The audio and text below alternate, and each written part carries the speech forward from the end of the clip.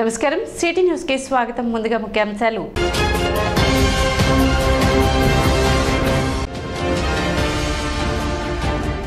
కొల్లిపర మండలం వరద ముంపు ప్రాంతాలలో పర్యటించిన కేంద్ర సహాయ మంత్రి పెమ్మసాని చంద్రశేఖర్, మాజీ మంత్రి ఆలపాటి రాజేంద్ర ప్రసాద్.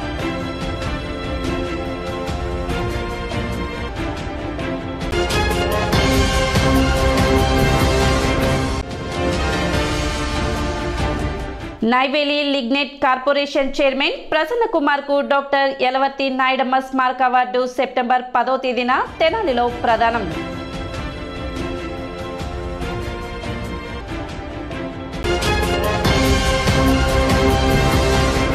వినాయక చవితి పండుగ సందర్భంగా తెనాలి బ్రాహ్మణ పరిషత్ వారి ఆధ్వర్యంలో మట్టి వినాయక ప్రతిమలు ఉచితంగా పంపిణీ చేసినట్లు పరిషత్ సభ్యులు తెలిపారు. 6వ తేదీ శుక్రవారం ఉదయం 10 గంటలకి తెనాలి బ్రాహ్మణ పరిషత్ కార్యాలయం నందు వినాయక చవితి పండుగ సందర్భంగా పర్యావరణ రక్షణ కొరకు తెనాలి బ్రాహ్మణ పరిషత్ మట్టి వినాయక ప్రతిమను ఉచితంగా తెనాలి ప్రజలకు అందించదలిచారని, పట్టణ ప్రజలు ఈ అవకాశాన్ని సద్వినియోగం చేసుకోవాలని తెలిపారు. ఈ సమావేశంలో భవిష్యత్తులో బ్రాహ్మణ పరిషత్ చేయబోయే కార్యక్రమాలను వివరించారు. బ్రాహ్మణ పరిషత్ వారు పేద బ్రాహ్మణ విద్యార్థుల కొరకు స్కాలర్షిప్లు మరియు ఉచిత నోట్ పుస్తకాలు రాబోయే కార్తీక మాసంలో ఇవ్వదలిచినామని, మరియు కార్తీక మాసం నందు బ్రాహ్మణ కార్తీక వనసమారాధన కార్యక్రమం కూడా చేయదలిచామని, బ్రాహ్మణ యువకులకు ఉచితంగా ఉపనయన కార్యక్రమం కూడా త్వరలో చేయాలనే ఆలోచన కూడా ఉందని కార్యదర్శి సాయి కిరణ్ తెలిపారు. అలాగే ఈ రోజు ఉపాధ్యాయ దినోత్సవం సందర్భంగా డాక్టర్ సర్వేపల్లి రాధాకృష్ణ చిత్రపటానికి పూలమాలలు వేసి నివాళులు అర్పించారు. ఈ కార్యక్రమంలో తెనాలిలో ఉన్న బ్రాహ్మణ బంధువులు అందరూ భాగస్వాములు కావాలని తెలిపారు. ఈ కార్యక్రమంలో పరిషత్ అధ్యక్షులు కోట పాదసారథి, ఉపాధ్యక్షులు కాజా శ్రీనివాసరావు, పులిపాక లక్ష్మణ్ కుమార్, సంయుక్త కార్యదర్శి మన్నవ మురళీధర్, గడియారం శివకుమార్, కోశాధికారి రామరాజుగడ్డ రామచంద్రమూర్తి, సభ్యులు కొండపి శ్రీనివాసరావు, ప్రవీణ్, మౌనిక, సరళ తదితరులు పాల్గొన్నారు.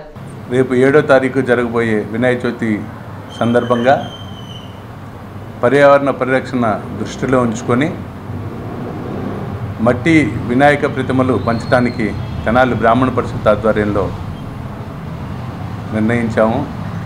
రేపు అనగా శుక్రవారం ఉదయం 10 గంటలకి బ్రాహ్మణ పరిషత్ ఆఫీస్ నందు, తాలూకా కాలేజీ ఆపోజిట్ ఉన్న బ్రాహ్మణ పరిషత్ కార్యాలయం నందు మట్టి గణపతి ప్రతిమలు పంచడానికి మీరందరూ కూడా వచ్చి తీసుకెళ్లాలని కోరుకుంటున్నాము.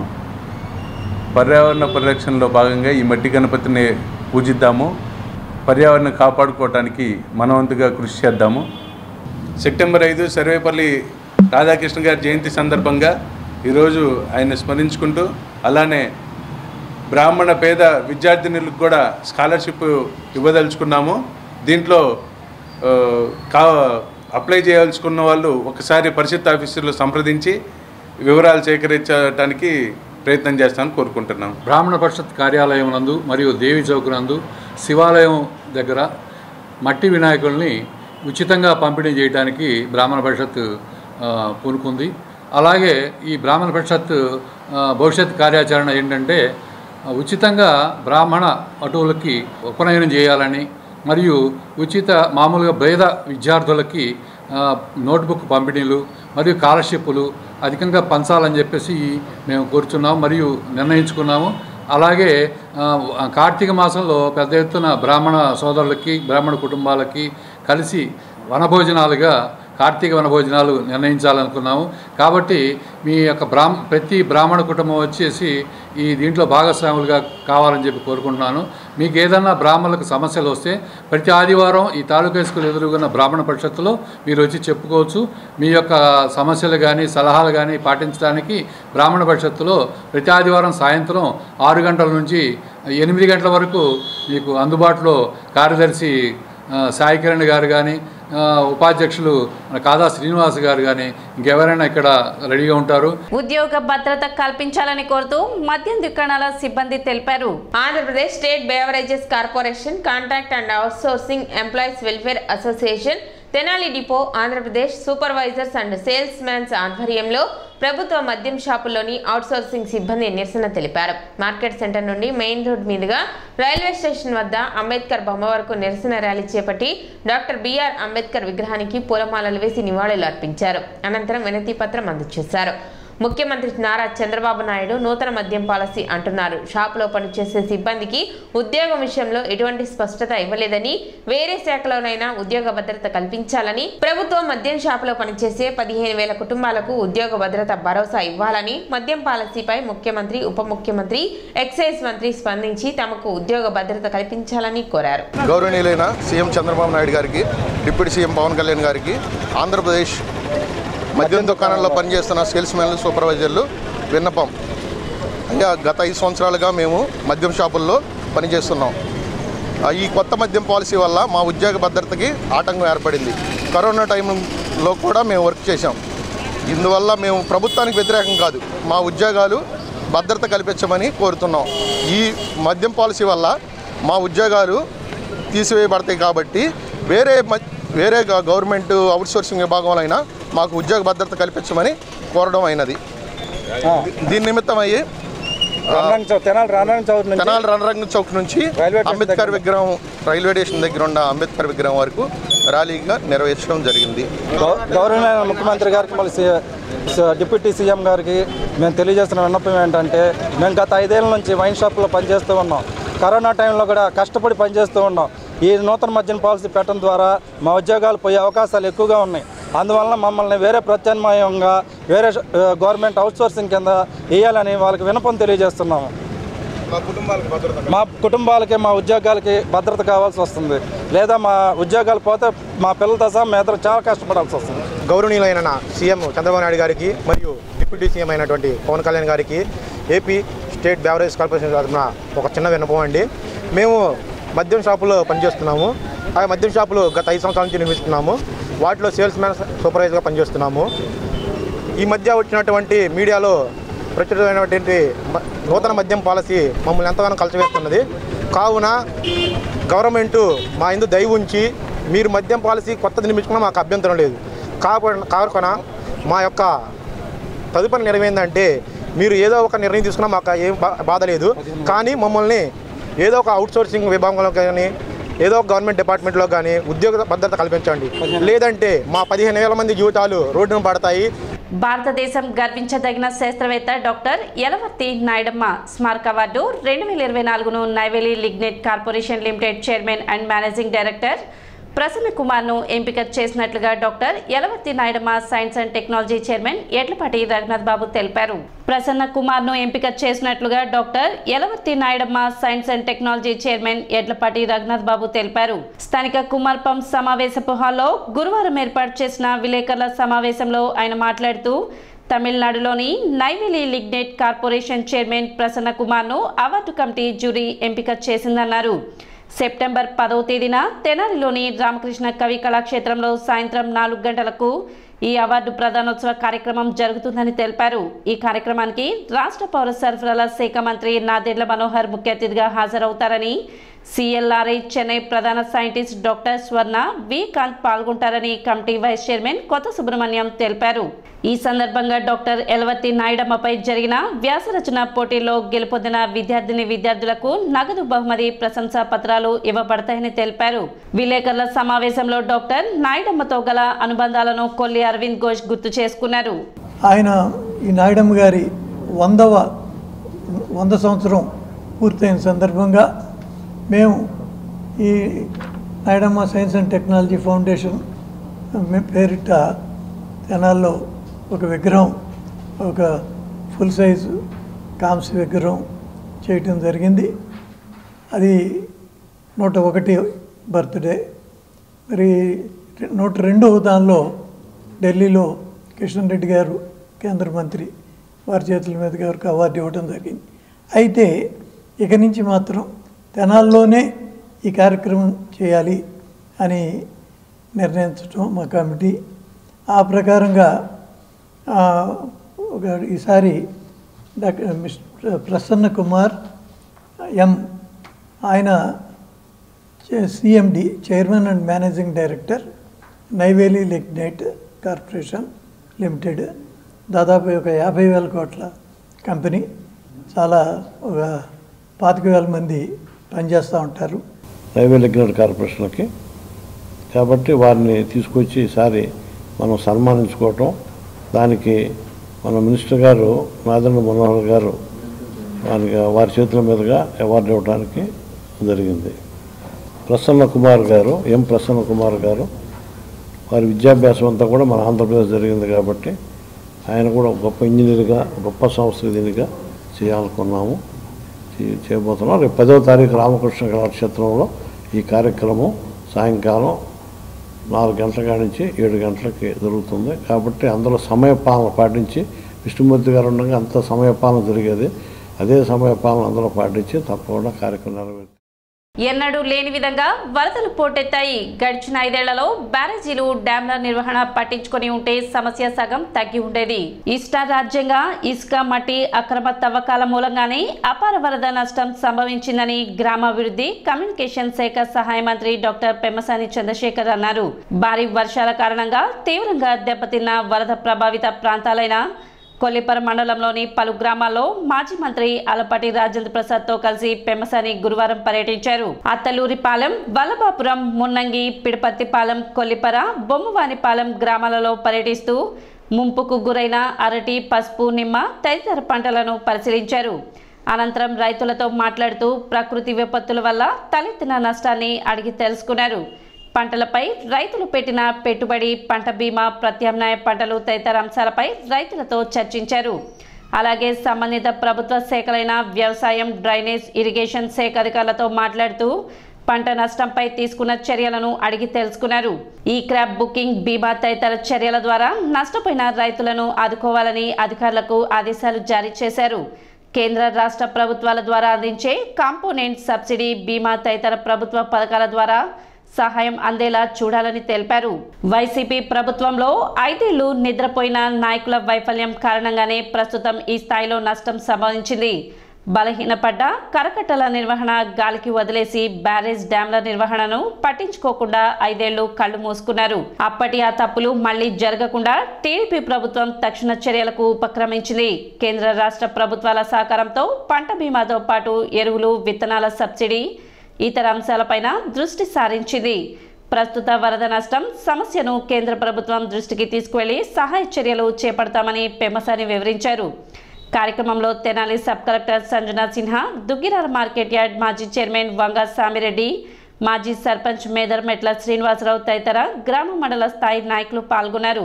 సార్ వచ్చిన తర్వాత ఆయన ఏం చెప్తున్నారంటే ఇన్సూరెన్స్ ఏమేమి కవర్ అవుతుంది చూస్తున్నాం. అది కాకుండా మనకి state government scale of finance కింద కొంత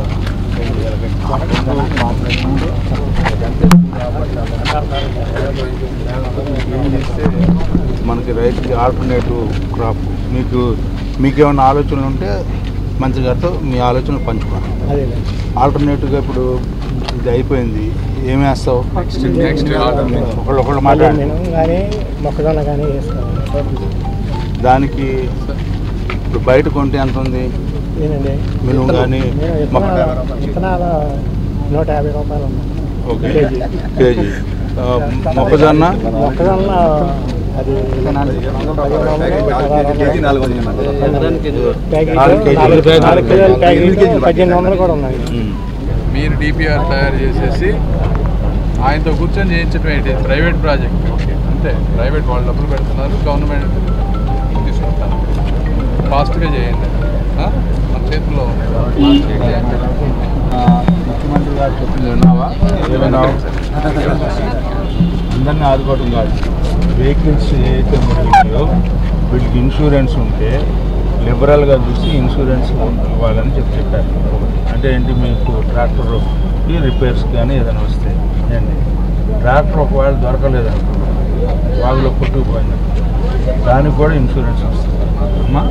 అందుకని మీరు వాస్తవాలు ప్రభుత్వం దృష్టికి లేకపోతే మన నాయకుల దృష్టికి తీసుకొస్తే, ఒకవేళ ప్రభుత్వం దృష్టికి వెళ్ళకపోతే నాయకుల ద్వారా మన మంత్రి గారి దగ్గరికి వెళ్తుంది ఈ విషయం ఆయన చేయగలుగుతారు.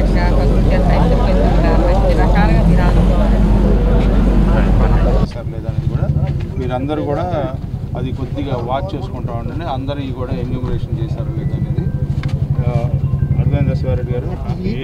ఒక్క నిమిషం చెప్పేది నేను చెప్పండి సార్, చెప్పండి. నాకు విషయం తెలుసు కదా, అందుకని ఈ క్రాప్ ఉన్నా ఈ క్రాప్ లేకపోయినా అన్నిటినీ ఎన్యూమరేషన్ చేయమన్నారు.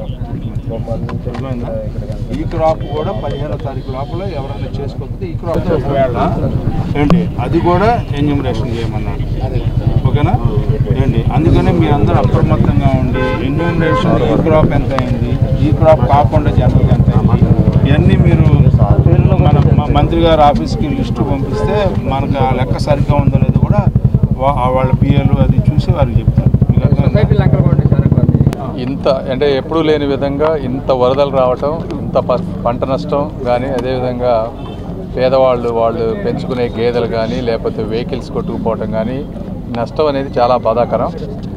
అయితే ఇందులో గవర్నమెంట్స్ ఫాల్ట్స్ కూడా ఉన్నాయి. గత 5 సంవత్సరాల్లో మీరు చూస్తే ఆ గేట్స్ మెయింటైన్ చేయలేకపోవటం కానీ, అంటే ఏదైనా ఒక బ్రిడ్జ్ కానీ లేకపోతే ఒక ప్రాజెక్ట్ కానీ ఇవన్నీ ఉన్నప్పుడు మెయింటైన్ చేసుకోవాలి. మనం మెయింటైన్ చేసుకుంటే ఆ గేట్ల టైంకి లిఫ్ట్ చేసుకోవటం, ఆ కట్టలన్నీ ఏంటంటే ఇవన్నీ లాక్కొని పోతూ ఉంటాయి కాబట్టి ప్రతి సంవత్సరం మెయింటైన్ చేసి కట్టలను మెయింటైన్ చేయాలి. అవి మెయింటైన్ చేయకపోవటం, లేకపోతే ఇసుక మట్టి తవ్వుకొని వెళ్ళిపోవటం. కొంతమంది ప్రజలు కూడా ఏంటంటే ఇసుక మట్టి ఎవరో తవ్వుకుంటే మనకేంటిలే అనుకుంటారు. మరి ఇలాంటప్పుడు ఆ ఇసుక మట్టి తవ్వటం వల్ల జరిగేటువంటి అనర్థాలు ఇవన్నీ 5 సంవత్సరాల్లో మెయింటైన్ చేయకుండా ఉండటం వల్ల ఇటువంటి ప్రకృతి వైపరీత్యాలు వచ్చినాయి. ఇలాంటివి రాకుండా ఎవ్రీ ఇయర్ మేము కానీ మా నాయకులు కానీ అందరం రివ్యూలు చేసుకొని సిస్టమేటిక్గా దాన్ని మెయింటెనెన్స్ మోడ్లో తీసుకెళ్తాం. ఇప్పుడు నష్టం జరిగినటువంటి రైతులు ఎవరైతే ఉన్నారో వాళ్ళకి రాష్ట్ర ప్రభుత్వం నుంచి వచ్చేటువంటి సహాయం, కేంద్ర ప్రభుత్వం నుంచి వచ్చేటువంటివి, మూడోది ఇన్సూరెన్సు ఎంతవరకు మ్యాక్సిమం తీసుకురాగలమో ఇన్సూరెన్సు, ఈ 3 చేసి తర్వాత నెక్స్ట్ ఏ పంటలు అయితే వేయాలో వాటికి ఇమీడియట్గా ఏమన్నా ఈ విత్తనాలకి సబ్సిడీ కానీ ఎరువులకి సబ్సిడీ కానీ వచ్చే విధంగా చంద్రబాబు గారితో మేము చెప్పకపోయినా బాబు గారు ఆటోమేటిక్గా అవన్నీ చూస్తారు. బట్ అయినా కూడా మా వంతుగా ఇంకోసారి చెప్తాం. అదేవిధంగా కేంద్ర ప్రభుత్వ దృష్టికి కూడా తీసుకువెళ్ళి మా వంతు సహకారం మేము చేస్తాం తప్పకుండా. Thank you. అకాల వర్షాల వల్ల రాష్ట్రంలో అనేక ప్రాంతాలు ముంపుకు గురవటమే కాకుండా పెద్ద ఎత్తున వరద ఈనాటికి కూడా కొనసాగుతూ ఉంది. ఈ సందర్భంగా ఎవరైతే ఈ రాష్ట్రంలో జీవనం కొనసాగిస్తూ ఉన్నారో నీ నా అనేది లేకుండా అందరూ కూడా కొన్ని ప్రాంతాల్లో ముంపుకు గురైన ప్రాంతాల్లో ఇబ్బంది పడుతూ ఉన్నారు. దీంతోపాటు ప్రత్యేకంగా మన ప్రాంతంలో లంక గ్రామాలు పూర్తిగా ఏ పంటలు ఉన్నాయో అవన్నీ కూడా నష్టం జరిగింది. అదేవిధంగా మిగతా ప్రాంతాల్లో కూడా ఎక్కడైతే వరి పంట ఉందో ఆ వరి పంట కూడా ఇప్పుడు వరకు కూడా నీళ్ళలో ఉంటే వరి పంటకు కూడా ముప్పు వాటిల్తుందని చెప్పి మనం రైతాంగం ద్వారా వినే మాటలు, అదేవిధంగా దానికి శాస్త్రజ్ఞులు కూడా చాలా స్పష్టంగా మువ్వు కూలిపోయేదానికి అవకాశం ఉందని చెప్పి చెప్తా ఉన్నారు. వీటిలన్నిటినీ కూడా గమనించి మొన్న ఒకరోజు ముందు వర్ష ముంపుకు గురైన ప్రాంతంలో మంత్రివర్యులు పెంసాని చంద్రశేఖర్ గారు పర్యటించడం జరిగింది పట్టణంలో. మరి ఈ రోజున నిన్న దినాన రావటమే మన ప్రాంతాన్ని చూడాలి అని చెప్పి మన ప్రాంత ప్రజలందరినీ కలుసుకొని ఏంటి కష్టసుఖాలు తెలుసుకోవడానికి వచ్చినందుకు వారికి మన తరఫున హృదయపూర్వకమైనటువంటి ధన్యవాదాలు తెలుపుకుంటా ఉన్నాం. మనందరికీ తెలుసు ఈ పక్కనే 2 గ్రామాలు అనవరపు లంక, కొత్తూరు లంక 2 గ్రామాలు కూడా పూర్తిగా లంకల్లో ఉండటం వల్ల పెద్ద ఎత్తున దాదాపు 25-30 సంవత్సరాల క్రితం 2004లో 2009లో 1999లో 10 లక్షలు 11 లక్షలు వచ్చింది, కానీ ఎప్పుడు 12 లక్షలు వరద రావడం అనేది మనం మొట్టమొదటిసారిగా చూడటం జరిగింది. గతంలో ఎప్పుడు నీరు ఎరగని ప్రాంతాలకు కూడా నీరు పారటం వల్ల చాలా ఇబ్బందులకు లోనైనటువంటి పరిస్థితి. ఇలాంటి పరిస్థితుల్లో ఈ ప్రాంతాలన్నీ చూడటానికి ఈరోజు రేపు కూడా ఈ ప్రాంతాన్ని పర్యటించడం జరుగుతుంది. రేపు లంకల గ్రామాలు 2 కొత్తూరు లంక, అదేవిధంగా అనవరపు లంక కూడా వెళ్ళటం జరిగింది మంత్రి గారు అని చెప్పి ఈ సందర్భంగా మీకు మనవి చేస్తూ, ఎక్కడ సమస్య ఉన్నా ఎక్కడ ఆపద సంభవించినా అక్కడ ఆపద్ బాంధవులాగా ఉండే వ్యక్తి ఎవరయ్యా అంటే ఈనాటి ముఖ్యమంత్రి నారా చంద్రబాబు నాయుడు గారని మనందరికీ తెలిసినటువంటి వాస్తవం, సత్యం. వారం రోజుల వరకు ఇవ్వటానికి వీల్లేని పరిస్థితిలో ఉంటే నిన్నటికి దాదాపు 80% ఎవరైతే డొమెస్టిక్ కరెంట్ని రెన్యూ చేయటం జరిగింది, చీకటి నుంచి పారదోలటం. అదేవిధంగా లంకలో కూడా నిన్న సాయంత్రానికే కరెంట్ ఇవ్వటం కూడా జరిగిందని చెప్పి ఆ రకంగా యంత్రాంగాన్ని పనిచేస్తూ ఆయనే స్వయంగా కలెక్టరేట్లో ఉంటూ మనకు అందుబాటులో ఉన్నటువంటి నాయకుడు మన నాయకుడు చంద్రబాబు నాయుడు గారు. అదేవిధంగా కూటమి ప్రభుత్వంలో ఉన్న నాయకత్వం కూడా పవన్ కళ్యాణ్ గారు, అదేవిధంగా బీజేపీ వారు, వీళ్ళందరూ కూడా ఇవాళ పూర్తిగా అవగాహన చేసుకుంటూ చిన్న పెద్ద అనేది లేకుండా కూడా మన మంత్రివర్యులు పెంసాని చంద్రశేఖర్ గారు, గతంలో నిన్నగాక మొన్న మన మనోహర్ గారు కానీ, వీళ్ళందరూ కూడా ఈ రోజున రైతులను ఏ రకంగా ఆదుకోవాలి, నష్టాన్ని ఏ రకంగా నివారించాలి, నష్టం జరిగినటువంటి రైతాంగానికి ఏం చేస్తే న్యాయం జరిగిద్దని చెప్పి అన్ని గ్రామాలని కూడా ఇప్పుడు వరుసనే తెలుసుకుంటూ వచ్చారు. సబ్సిడీ ఏ రకంగా ఇవ్వాలి, లేకపోతే నష్టం జరిగితే ఇన్సూరెన్స్ ఎంత వస్తుంది, లేకపోతే ఆ ఇన్సూరెన్స్ కంటే ఎక్కువ నష్టం జరిగితే ఏం చేయాలి, కేంద్రాన్ని అడగాల, రాష్ట్రాన్ని అడగాల, సాధ్యం అయిద్దా సాధ్యం కాదా, ఇవన్నింటి మీద కూడా ఒక చర్చ చేసుకొని ఇప్పటికి కూడా మరి ఈ ప్రాంతంలో మన రూరల్ మండలంలో కొలకలూరు ప్రాంతంలో నీట మునుగు ఉన్న గ్రామాలన్నింటినీ కూడా ప్రాంతాలన్నింటినీ కూడా రేపు సందర్శిస్తారు మంత్రి గారు. అదేవిధంగా మరి వ్యక్తిగతంగా కూడా వారి సోదరుడు చంద్రశేఖర్ గారు లేకపోయినా రవి గారు వచ్చి అక్కడ వాటర్ సప్లై చేయటమే కాకుండా అదేవిధంగా ఏదైతే పెంసాని ఫౌండేషన్ తరఫున సహాయం చేయడం జరిగింది. అంతేకాకుండా ఈ రోజున అగ్రికల్చర్ డిపార్ట్మెంట్ వాళ్ళు, అదేవిధంగా యానిమల్ హస్బెండరీ డిపార్ట్మెంట్ వాళ్ళు, అదేవిధంగా రెవెన్యూ డిపార్ట్మెంట్ వాళ్ళు, వీళ్ళందరూ కూడా మన సబ్ కలెక్టర్ గారు, అదేవిధంగా జాయింట్ డైరెక్టర్ గారు అయినటువంటి యానిమల్ హస్బెండరీ వీళ్ళ తరఫున ఏదైతే పశువులకు ఉన్నాయో పశుగ్రాసాన్ని ఇవ్వటం, అదేవిధంగా ఏదైతే ఇంటింటికి కూడా 25 కేజీలు బియ్యం, 5 రకాలైనటువంటి వస్తువుల్ని ఈ రోజున పంపిణీ జరుగుతూ ఉంది రెవెన్యూ డిపార్ట్మెంట్ ద్వారా. వీటిని కూడా మీ అందరూ కూడా స్వీకరించాలి. ప్రతి ఇంటికి కూడా ప్రతి ప్రాంతానికి సంబంధించిన ముంపు గురైన ప్రాంతాల్లో ఈ కార్యక్రమాన్ని కొనసాగిద్ది. పట్టణ నాజర్పేటలోని మహాలక్ష్మమ్మ చెట్టు వద్ద అన్నదాన కార్యక్రమం నిర్వహించారు. శ్రావణ మాసం ముగింపు సందర్భంగా భక్తులకు ఈ అన్నదాన కార్యక్రమం నిర్వహించారు. కార్యక్రమాన్ని నక్కా సాయినాథ్, నక్కా శంకర్, హర్ష, ఎడ్లపల్లి పవన్, తిరుమల శెట్టి గోపి పరిరక్షించారు.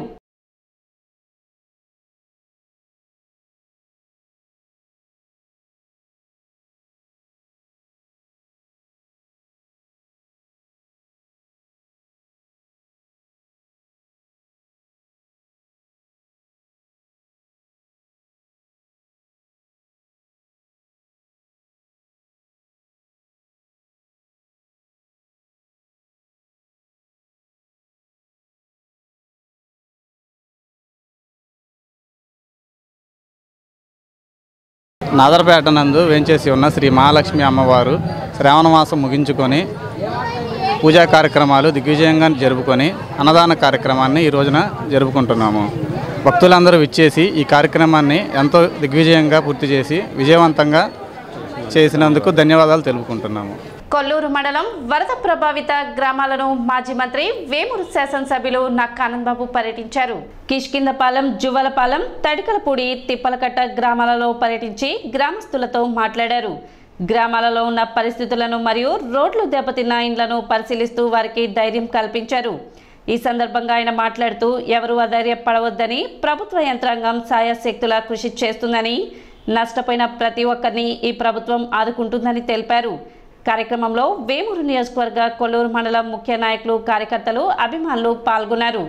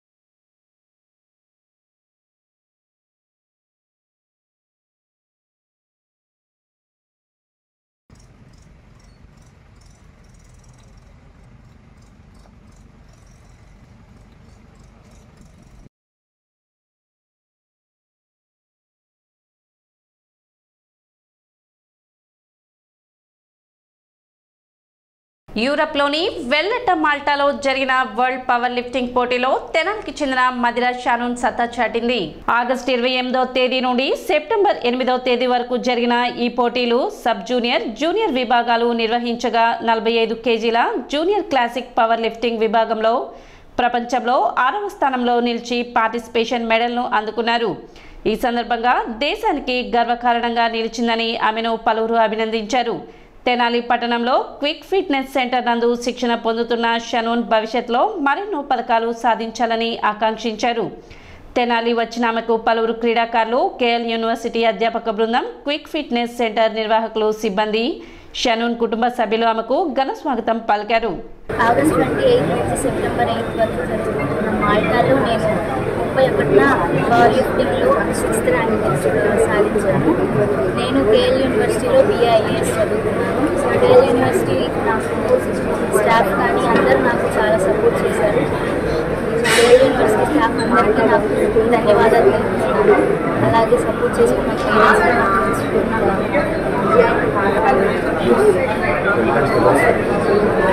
నేను ఈ టోర్నమెంట్కి వెళ్ళడానికి మా కోచ్ సహాయపడ్డాను. గడ్డమేది సాయి ఆమె నాకు సపోర్ట్ చేశాను. సపోర్ట్ చేసుకున్న థ్యాంక్స్ ఫర్ గవర్నమెంట్ సైడ్ నుంచి నాకు ఏ సపోర్ట్ లేదు. ఇప్పటివరకు నేను వెళ్ళే ముందు వరకు చూశాను, కానీ నా గవర్నమెంట్ సైడ్ నుంచి కానీ ఎక్కడి నుంచి ఏ సపోర్ట్ లేదు.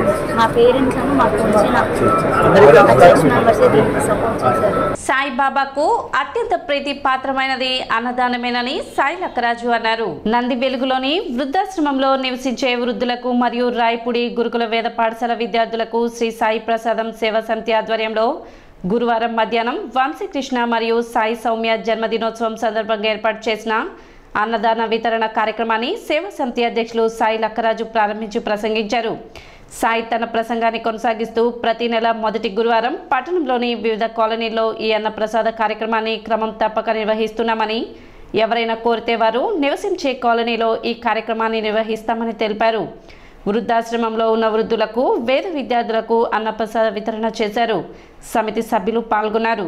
ఈ దయానంద వృద్ధాశ్రమానికి వచ్చాము. స్వర్లైన వేదిక సాయి ప్రసాద సేవా సమితి పేరుతో ప్రతి నెల మొదటి గురువారం చేసే అన్నదాన కార్యక్రమాన్ని సాధారణంగా కాలనీలు చేస్తుంటాము. మొన్న 15 రోజుల దగ్గరికి వచ్చినప్పుడు ఇక్కడ చేద్దాం అనుకున్నాను. అదృష్టం ఏంటంటే వృద్ధులే కాకుండా ఇక్కడ వేద చదువుకున్న చిన్నారులు చాలా మంది ఉంటాం. అదృష్టం ఇంతమంది ఉన్నారు కూడా తిరిగి వచ్చేదాకా వీళ్ళకి అన్నప్రసాద వితరణ చేసే అదృష్టం కలిగింది. వీళ్ళు ఇళ్ళ లోపల వీళ్ళకి ఉపయోగపడే ఏదైనా చెబితే తప్పనిసరిగా సమితి తరఫున చేస్తానని చెప్తూ ఈ రోజున చిరంజీవి సాయి సౌమ్య, చిరంజీవి రామాంజనేయ వంశీకృష్ణ ఇరువురుల పుట్టినరోజు సందర్భంగా ఈ అన్నదాన వితరణ కార్యక్రమం ఏర్పాటు చేయండి. మరియు రాయపూడి గురుకుల ఆచార్యుల వారికి, విద్యార్థులకు అందరికీ కూడా నమస్సులు. ఈరోజు మనకు భోజన వ్యవస్థ చేసిన వారు లక్కరాజు సాయి గారు. వారి యొక్క పుత్రిక మరియు పుత్రిక వరుణ్ యొక్క జన్మదినం సందర్భంగా చిరంజీవి వంశీకృష్ణ మరియు శ్రీమతి సాయి సౌమ్య గార్ల ఇద్దరు భార్యాభర్తలండి. వీరి యొక్క కుమార్తె మరియు అల్లుడు గారు. వీరి యొక్క జన్మదినోత్సవం సందర్భంగా ఆశ్రమ నివాసితులకు మరియు రాయపూడి వేద గురుకుల విద్యార్థులకు భోజన వ్యవస్థను చేసినారు. Rotary club of Tenali Vaikunthapuram ఆధ్వర్యంలో స్థానిక ఐతన్నగర్లోని నన్నపనేని సీతారామయ్య సరస్వతమ్మ కళ్యాణ మండపంలో గురు పూజ మహోత్సవం నిర్వహించారు. క్లబ్ అధ్యక్షులు ఈదర శ్రీనివాసరావు అధ్యక్షత వహించారు.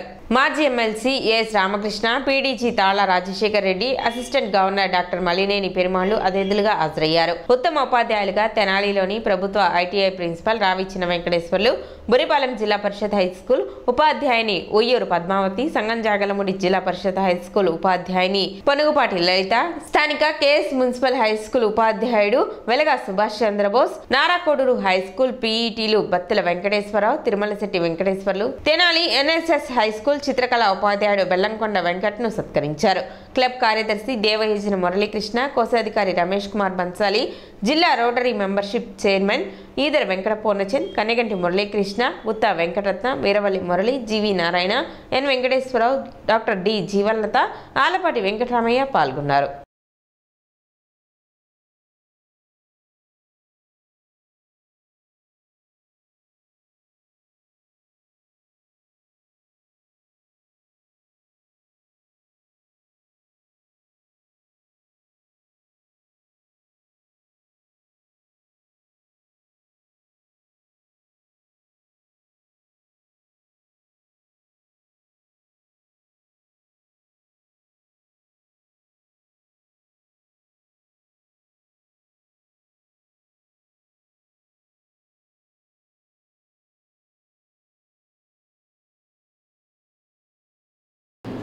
బెస్ట్ టీచర్ అంటే ఎవరు? బెస్ట్ అంటే తెలుగులో ఉత్తమ ఉపాధ్యాయుడు, ఇందాక మంచి ఉపాధ్యాయుడు అన్నారు. మంచి అంటే ఏంటి, ఉత్తమ అంటే ఏంటి, ఉత్తమోత్తమ అంటే ఏంటి, గుర్తింపు పొందిన అంటే ఏంటి, చెడ్డ ఉపాధ్యాయుడు అంటే ఏంటి, ఇవన్నీ మన రోజువారీ కామన్గా ఉపయోగించేటటువంటి పదాలు. మొత్తానికి బెస్ట్ అనే మాట ఇంగ్లీష్లో ఎక్కువగా ఉపయోగిస్తాం. అందరూ కూడా బెస్ట్ టీచర్ అవార్డుకి అప్లై చేశానండి అంటారు. ఉత్తమ ఉపాధ్యాయుడిగా అప్లై చేశాను అందరూ. అంటే ఎవరైతే అవార్డులు ఇవ్వాళ్ళో వాళ్ళ ముందు బెస్ట్గా ఉండాలి. దేని పేర్లు చెప్పదలుచుకోవాలి. ఎవరైతే మనం అత్యంత అవినీతి పరుడని చెప్పని అనుకుంటున్నాం, ఎవరైతే మొన్న 1700 అక్రమ బదిలీల్లో భాగస్వామం, అతను కమిటీలో మెంబర్గా ఉంటే ఇక బెస్ట్ టీచర్ అవార్డు ఎంపిక దానికి అర్థమే ఉంది. అందుకని నేను దీంట్లో మాత్రం జోక్యం కల్పించుకోను బాబు అని కొంతమందికి చెప్పా. చెబుతాలే అని అబద్ధం ఆడా. మొత్తానికి ఎవరి పేరు సిఫార్సు చేయాల.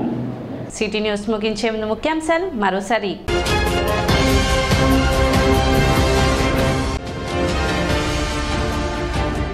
కొల్లిపరం మండలం వరద ముంపు ప్రాంతాలలో పర్యటించిన కేంద్ర సహాయ మంత్రి పెమ్మసాని చంద్రశేఖర్, మాజీ మంత్రి ఆలపాటి రాజేంద్ర ప్రసాద్.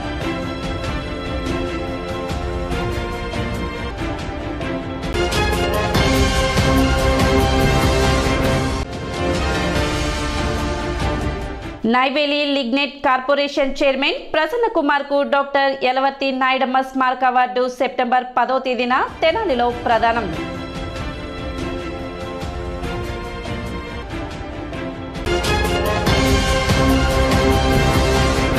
సిటీ న్యూస్ ఇంతటితో సమాప్తం. నమస్కారం.